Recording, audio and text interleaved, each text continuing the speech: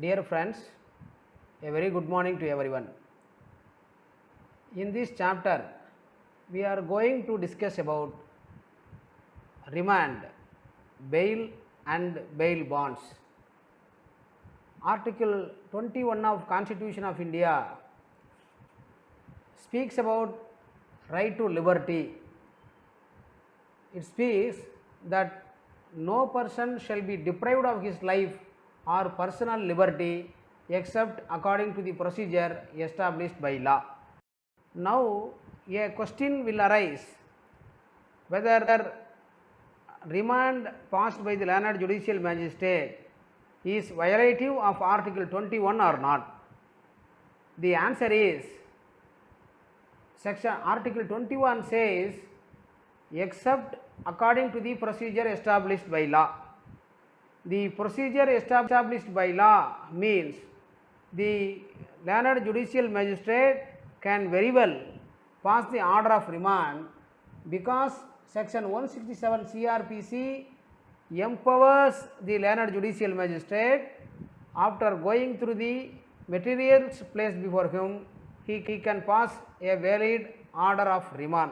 So, the order of remand passed by the judicial magistrate is not violative of Article 21 of Constitution of India. In Manekha Gandhi versus Union of India, AR 1978 Supreme Court page 597 has changed the scope of Article 21 by demanding that the procedure must not only be established by law but that it must be just, fair and reasonable also. Article 21 becomes relevant as soon as a person is arrested, and it remains relevant so long as he remains subject to a criminal prosecution that has resulted or might result in the deprivation of his personal liberty. Sheila Barsi versus State of Maharashtra, AIR 1983 Supreme Court page 378 and AIR 1985 Supreme Court page 231 are the relevant judgments under Article 21 of Constitution of India. Learned judicial magistrate has been empowered by law, that is section 167 of CRPC. It speaks about procedure when investigation cannot be completed in 24 hours. When an accused is arrested, he must be produced before the learned magistrate within 24 hours as contemplated under section 57 of CRPC. The provision contained in section 57 CRPC is mandatory. So, within 24 hours from the date of arrest, time of arrest, the accused has to be forwarded to the learned judicial magistrate with a request to remand him to judicial custody. Okay. What are all the documents to be placed before the learned magistrate? Can the remand be passed mechanically, or is there any procedure to take an accused into judicial custody? Is the bigger question now. Yes, no doubt, learned judicial magistrate cannot pass the order of remand mechanically. Learned judicial magistrate has to pass the order of remand after applying his judicial mind into the facts of the case. The materials placed before the learned magistrate has to be scrupulously considered before passing the order of remand. In section 167 itself, it has been stated that if there are grounds for believing that the accusation or information is well founded, the officer in charge of the police station or the police officer making the investigation, if he is not below the rank of sub-inspector, shall forthwith transmit to the nearest judicial magistrate a copy of the entries made in the diary. This is contemplated, this is available in section 167 CRPC. So, what has to be forwarded? The first diary, copy of the entries in the diary and first information report and the copy of complaint has to be forwarded to the learned judicial magistrate when the first remand is requested. So the learned magistrate has to go through the first diary, has to go through the informations and to come to a conclusion whether the accusation is well founded, and only then a valid remand can be passed. It amounts to taking cognizance. No doubt, what action of the learned judicial magistrate would amounts to taking cognizance has not been defined in the court, but as soon as a learned judicial magistrate applies his judicial mind into the facts, he is said to have taken cognizance. Insofar as order of remand is concerned, the learned judicial magistrate has taken cognizance for a limited purpose, that is, whether accused can be taken into judicial custody or not. So, in order to take judicial custody, learned magistrate has to apply his judicial mind, and then only order of remand can be passed. Section 167 CRPC speaks about two types of custody. One is police custody and another is judicial custody. As soon as an accused has been taken into custody by the police, that is, if an accused is if a person is detained by the police, he has to be forwarded to the learned magistrate within 24 hours from the date of arrest, and the learned magistrate has to authorize the detention of the accused person otherwise than in the custody of the police. That means judicial custody has to be passed. That means authorization of detention. The detention of the accused by the police has been authorized judicially by the learned judicial magistrate. The word remand is absent in section 167 CRPC, and the word remand is made only in section 309 CRPC. The learned magistrate has to go through the materials placed before him, and he has to come to a conclusion that the accusation or informations are well founded. The officer has to transmit a copy of the entries to the learned judicial magistrate, and we all know the authorization of custody cannot be made mechanically, and there must be application of mind. No doubt, the subordinate judiciary has no inherent power. If the provision of law authorizes a judicial officer to pass an order, then order can be passed, no doubt.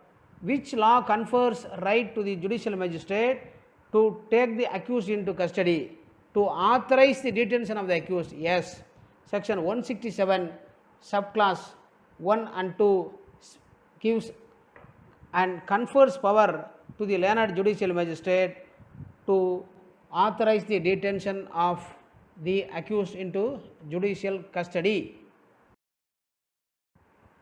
A doubt will arise whether order of remand, authorization of detention can be passed only by the judicial magistrate or by executive magistrate also.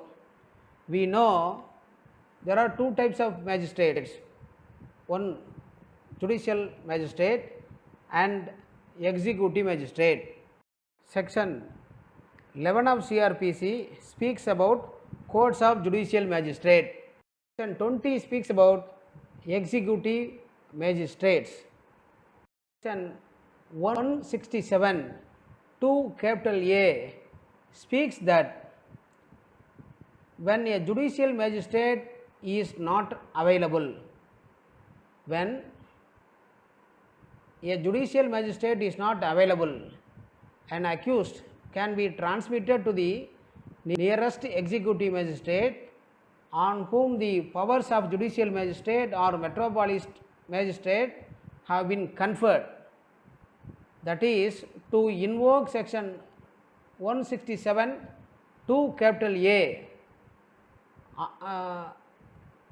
power of judicial magistrate or power of the metropolitan magistrate should have been conferred on a executive magistrate. Then an accused can be transmitted to such executive magistrate with a request to authorize the detention of the accused. Incidentally, another question will arise, whether executive magistrate can authorize the detention of the accused for 15 days? No. Section itself, it has been clarified for a term not exceeding 7 days in the aggregate. So, at the most, the remand can be passed for about 7 days only by the executive magistrate. The authorization of detention of an accused under section 167(2) CRPC is the precognizance stage. Precognizance stage, post-cognizance stage, bail, post-judgment. We are going to discuss under the 3 headings: precognizance stage, post-cognizance stage and bail post-judgment. Precognizance stage means when a case is under investigation. Post-cognizance stage means after taking cognizance on a final report, that is pending trial, pending investigation, pending trial and after trial. So, we are going to discuss on the 3 topic. Section 209 CRPC, Section 309(2) CRPC, Section 267 CRPC deals with post-cognizance stage, remand during post-cognizance stage during trial. Section 390 speaks about appeal under section 378. High Court may issue warrant directing that the accused be arrested and brought before it. Bail post judgment. As soon as the learned trial judge coming to a conclusion that the charges levelled against the accused has been proved and the guilt of the accused has been established by the prosecution, this finding is known as conviction, and following the conviction, sentence will be awarded.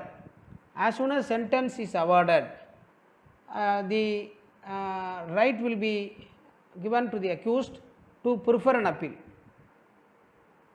So, there will be a right to move the application for suspension of conviction, suspension of sentence, suspension of fine, as well suspension of compensation. The trial judge can suspend the sentence if sentence is not above 3 years. Sentence includes sentence of fine, sentence of compensation.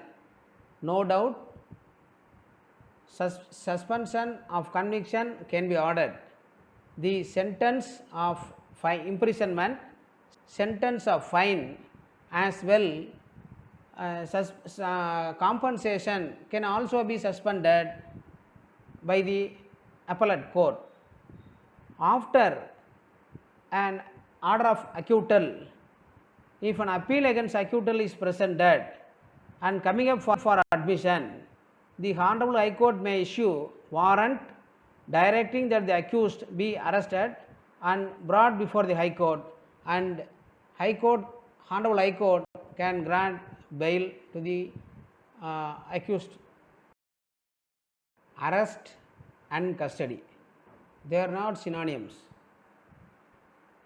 If an accused is arrested, no doubt he will be under the custody of the police officer. If a person is under the custody,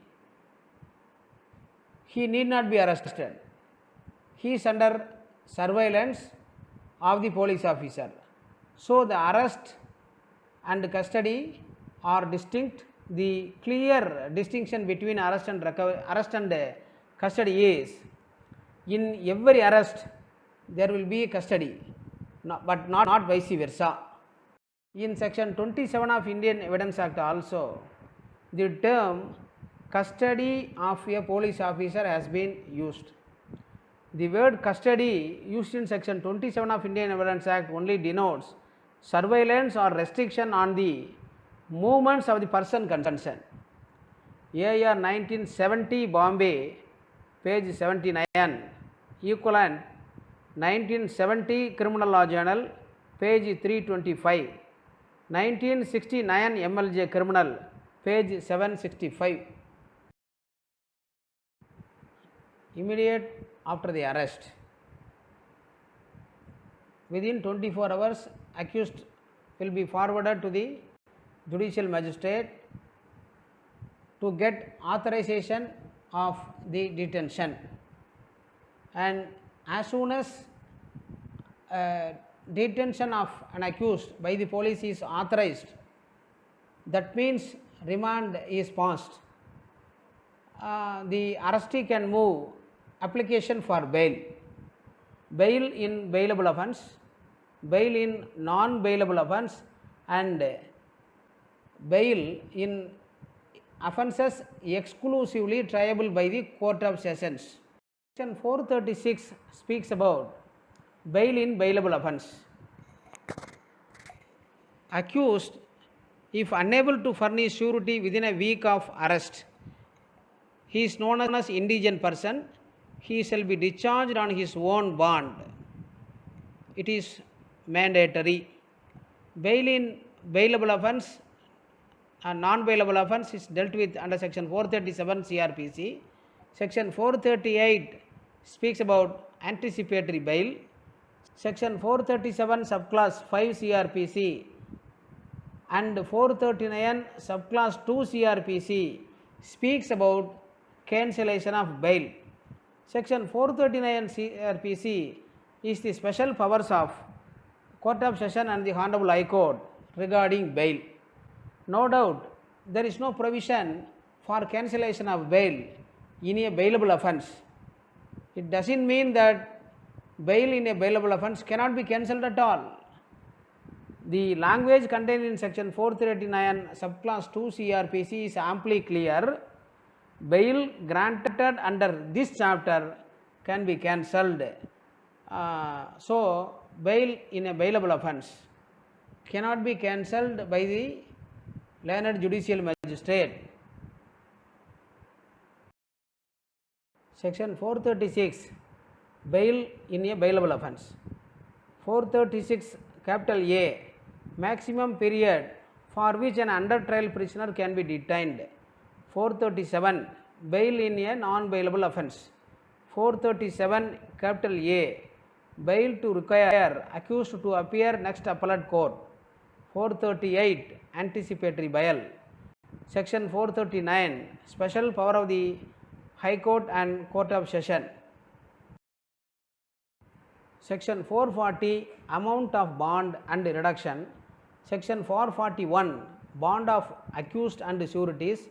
441 capital A, declaration of sureties.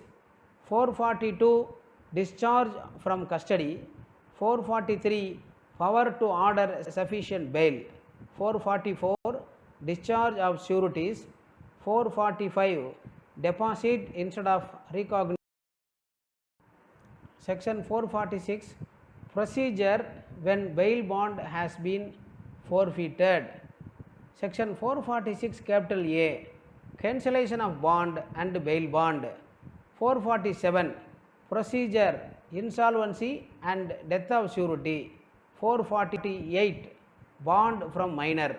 449, appeal from orders under section 446. 450, power to direct levy of amount due on certain recognizance. Section 436 CRPC speaks about bail in a bailable offence. Section 2A defines bailable offence. There is no provision to cancel bail in a bailable offence.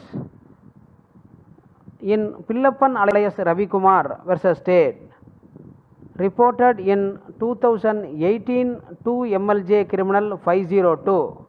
Guidelines have been given by the Madras High Court. Bail in bailable offence, anticipatory bail, and bail in non-bailable offence are all covered under section 439 subclass 2 CRPC for the purpose of cancellation of bail. Section 439 2 CRPC enables the Court of Session and the High Court to cancel the bail granted under this chapter, bail and bail bonds. So, bail in a bailable offence, bail in a non-bailable offence, and also anticipatory bail are all liable to be cancelled if situation warrants at the hands of the Court of Session and the Honorable High Court by exercising the power under section 439 subclass 2 CRPC. Bail in bailable offence, non-bailable offence. Incidentally, a question will arise. Some offences are classified as exclusively triable by Court of Sessions in the schedule attached to the Code of Criminal Procedure 1973. A doubt will arise whether the learned judicial magistrate can grant bail in the case which are exclusively triable by the Court of Sessions. No doubt, the learned judicial magistrate can grant bail in those cases, but if punishment is life imprisonment or capital punishment, then the learned judicial magistrate cannot grant bail. There are two judgments on the point. 2001 SEC Criminal, page 674. 2001 SEC Criminal, page 674. 2005 MLJ Criminal, page 85. Judgment of Madurai Bench of Madras High Court. Bail under section 167 subclass 2 CRPC is mandatory and absolute. Now let us see what are all the differences between the bail under section 437 subclass 6 and bail under section 167 2 CRPC. Bail under section 167 2 CRPC is mandatory as well absolute. It cannot be denied and merits of the case cannot be looked into. That is why the bail under section 167(2) is known as default bail. Merit can not at all be argued when an application for bail under section 167(2) is filed. Is there any exception to section 167(2) CRPC? Yes. Under the Prosecution NDPS Act, if a prosecution is initiated under Unlawful Activities Prevention Act and Maharashtra Organized Crime Act and TADA cases, there are special provisions excluding the operation of 167(2) CRPC, that is within 60 or 90 days as the case may be. You all know well, special act override the CRPC. So as per the specific provisions made in the special law, section 167(2) is exempted. When section 437 subclass 6 is applicable, the point number 1 is date of examination of witnesses must be fixed, and after the date of examination of witnesses is fixed, trial if not concluded within 6 months, then bail is mandatory. Whether it is absolute or not is the next question. It is not absolute. Merit can be taken into consideration, that is, if reasons to be recorded, if there are special reasons available to reject the claim of bail, it can be rejected. So, the bail under section 437 subclass 6 is mandatory but not absolute. In bailable offence, whether conditions can be imposed by the learned judicial magistrate? No. In bailable offences, bail is must, mandatory, no condition can be imposed by the learned magistrate. In an offence exclusively triable by the Court of Sessions, learned judicial magistrate has got power to grant bail. Almost in all cases of grant of bail, conditions will be imposed. Now a question will arise whether the learned magistrate or judges can impose any condition or within the scope of section 437 subclass 3, 438 subclass 2 and 439 1A alone can be imposed is the question. No doubt learned judge can grant bail with conditions, but that condition should not be a onerous condition like to deposit cash security, to produce close relative as a surety, to produce sale deed and to do any work like to remove Karuvela tree and all the other things. There are number of judgments on the point. The conditions as contemplated under section 437(3), 438 subclass 2 and 439 1A alone can be imposed.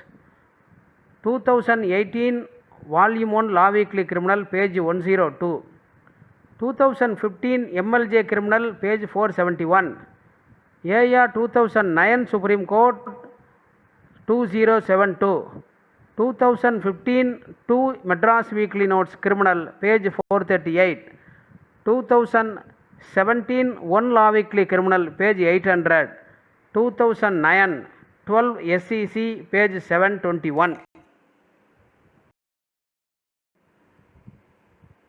Judges and judicial magistrate has power to remand the accused under section 167(2) CRPC. This power is not absolute. The power to remand will come to an end after 60 or 90 days as the case may be. This restriction or this limitation has been only on the power of the learned judicial magistrate.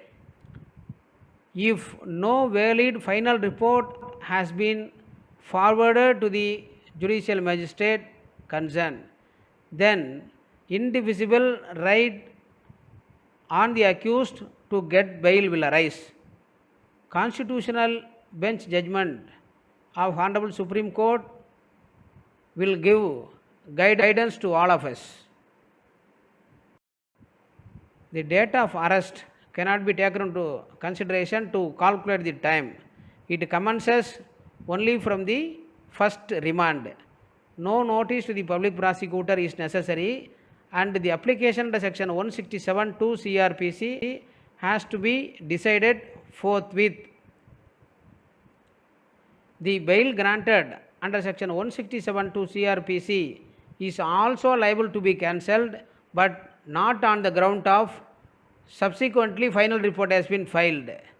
The defective charge sheet cannot be considered as the final report in terms of section 173(2) CRPC.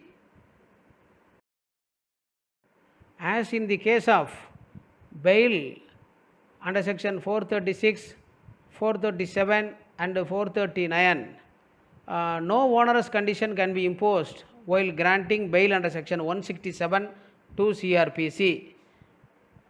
2019 volume 2 TNLR page 934, 2019 volume 2 Law Weekly Criminal page 629. Whether the learned judicial magistrate has got power to extend the period of remand after the 60 days or 90 days as the case may be, even if no final report is forwarded. No. The power given to the learned judicial magistrate to authorize the detention will come to an end after 60 days or 90 days as the case may be. The only condition is if no final report is forwarded. If final report is received, then section 309 will come into play to pass order of remand. Related judgments 2011 1 SEC criminal page 1099 CBI versus Anupam Kulkarni and other cases. Even in 1995 criminal law journal page 477 Supreme Court is the landmark judgment on the point between Sanjay Dutt versus CBI. This is the constitutional bench judgment, so it is a guiding judgment. Bail under special laws. When an application for bail is granted or dismissed by the special court under SC/ST Act, then we cannot move bail application before the Honorable High Court. We have to file an appeal under section 14A(2) of SC/ST Act. And to prefer an appeal against the order of bail or dismissal of bail under section SC/ST Act, the appeal can be filed within 90 days from the date of order. And the time limit has to be followed section 14A(3) of SC/ST Act. Section 438 of CRPC is not applicable. So as per section 18 of the Act.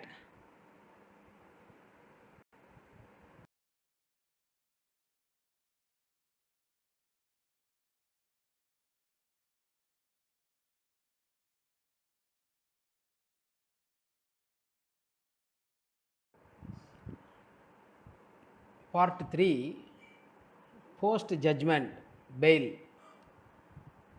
As soon as the learned judge come to a conclusion after appreciation of evidence that the guilt of the accused has been proved by the prosecution beyond all reasonable doubt, learned judge will record accused is guilty, and following the same sentence will be awarded.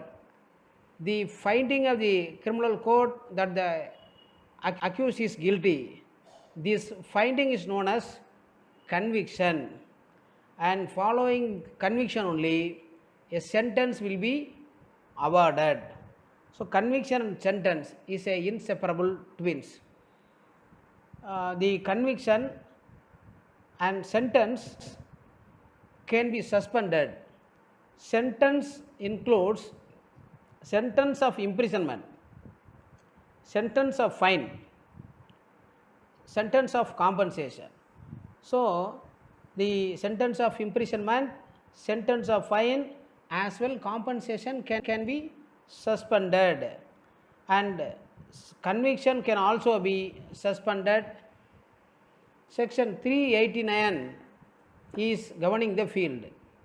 Section 389 subclass 1, pending any appeal by convicted person, the appellate court may, for reasons to be recorded by it in writing, order that the execution of the sentence or order appealed against be suspended, and also if he is in confinement that he be released on bail or on his own bond. The word the execution of the sentence or order appealed against be suspended has been coined in section 389 1 CRPC.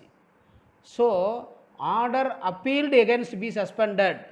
So this provision confers the right on the appellate court even to suspend the conviction, suspend the sentence of imprisonment, sentence of fine, and also sentence of compensation. So whether the learned trial judge can suspend the sentence, if that be so, is there any restriction on the learned trial judge is the question. Section 389 subclass 3 is relevant, where the convicted person satisfies the court